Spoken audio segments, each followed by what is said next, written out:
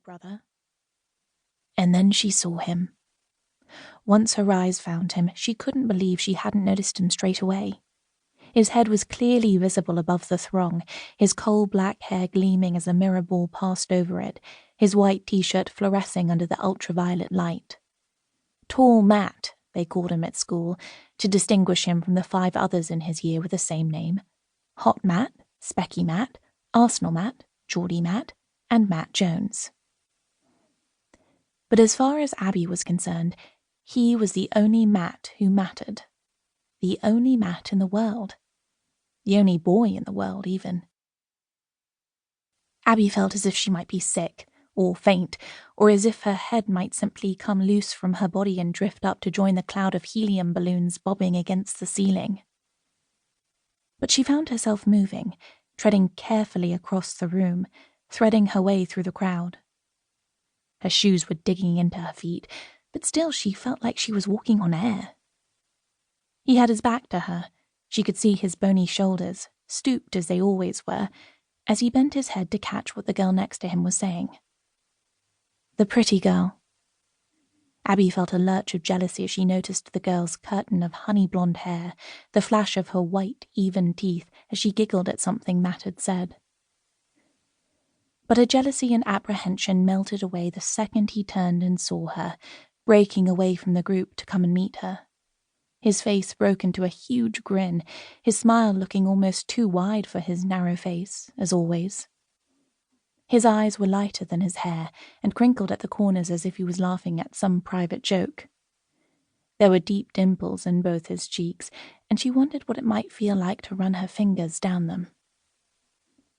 "You made it!" he said. "I made it," Abbie agreed.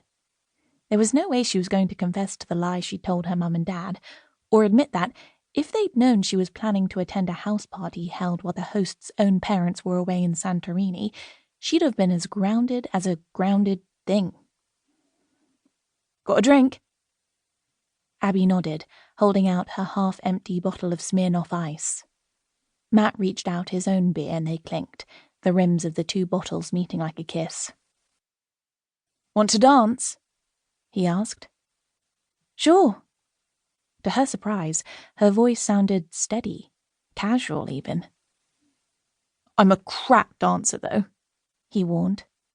"I don't mind. We can dance craply together." Matt laughed. "Come on, then."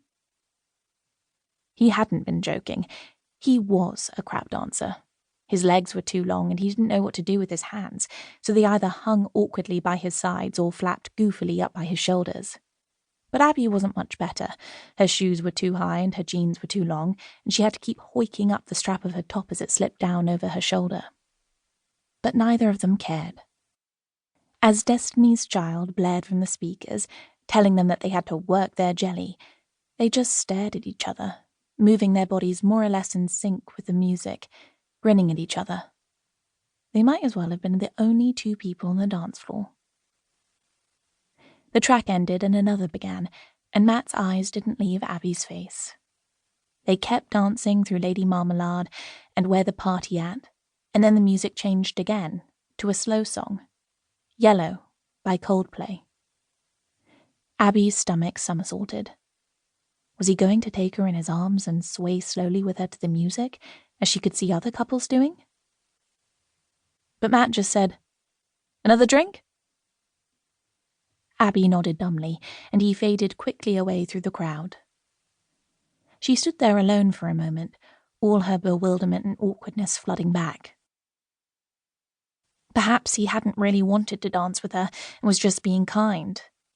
Perhaps he was looking for an excuse to return to the blonde girl, who Abbie could see was still in the corner, surrounded by her friends, giggling and tossing her sleek curtain of hair, smiling away with her perfect teeth.